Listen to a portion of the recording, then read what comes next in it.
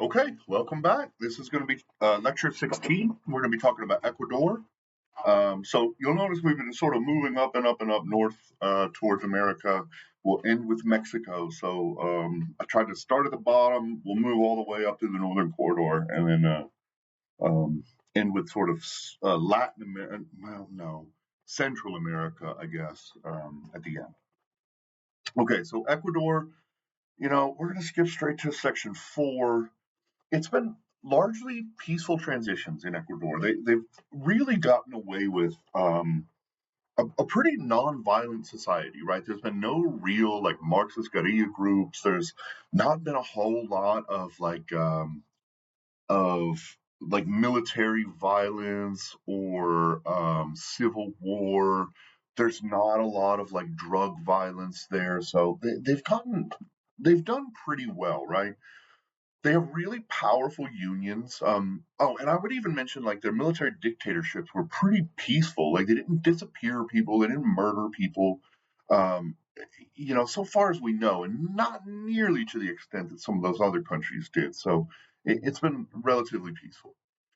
They had very powerful unions.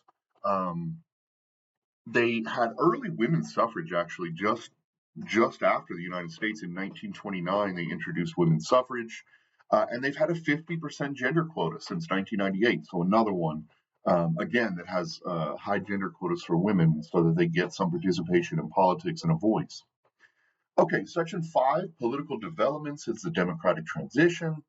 Uh, Basically, there was a tiny, tiny voting population. It was a very elitist society until 1979, where they banned literacy requirements finally. And so in 1979, a huge portion of the society becomes eligible to vote. Estimates range anywhere from like 80 to 90% suddenly becomes eligible to vote. They've had mostly free and fair elections, according to most of the monitors and the international organizations that monitor these things. They have really strong sort of clientelism and patronage rather than strong party systems. So this is going to be a lot like Brazil, right? They have a presidential system, really strong president. They have a unicameral legislature, which is interesting, and they use PR to elect to the legislature. It was very highly chaotic in the 90s and the early 2000s, right? There were a lot of different presidents. It was like 6 or 7 came through in a string of 4 or 5 years. They had a whole crapload of corruption scandals of people getting put in jail or indicted or kicked out of presidency. Their banking industry basically collapsed, and then just like in the US, they bought out the banks basically, like bailed them out, and the people were absolutely furious about it. And so there was a coup attempt, right? Um, you also at this time are getting massive immigration. So huge proportions of their society are moving out toward the United States or toward neighboring countries. But Correa comes in, right? And Correa has a PhD in economics from Illinois University. He had been a professor most of his life, and he's very anti system and sort of anti party.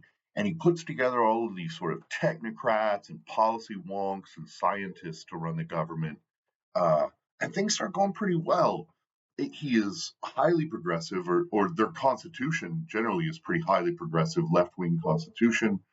They have a social security system. They have free legal counsel. They have free health care. And the new constitution has given them a little bit more power for the executive branch, and Correa has taken advantage of that and weakened other institutions, in fact. He also sort of rails against the media and other branches of government. So this would be like Trump or Jair Bolsonaro, or I mean, you could even probably throw Maduro in this sort of grouping, and also the guy Milei from Argentina. He packed the courts with lots of his cronies. And so, while democracy is strong, I don't know, it may have taken a step backward, right? They discovered oil in 1967, but they largely failed to diversify since then. There's a lot of poverty in that country, which is what pissed off the population so much after the banking buyout. They're sort of middling when it comes to life expectancy. You know, what is it? Birth rates, uh, child fatalities, these sorts of things. They use the dollar. It's really helped them to stabilize their economy. So it also helps to attract investment when things are stable. They know there's not going to be huge inflation. There's no, they're probably not going to get into too much debt trouble because they have management on the currency because they don't have any control over it, right? The US Fed has control over it. They're highly dependent on the US economy, but China is a growing partner. Um, and basically, a lot of Ecuador's loans have moved from the IMF, the World Bank, the US to China, and um, its new sort of alternative World Bank, right? So, the U.S. is a little concerned about this and about some of the direction that some of the Latin American states are taking, especially because China wants those resources, right? They want extractive materials. Um, okay, that's all I've got for this one. I'll see you next for Panama.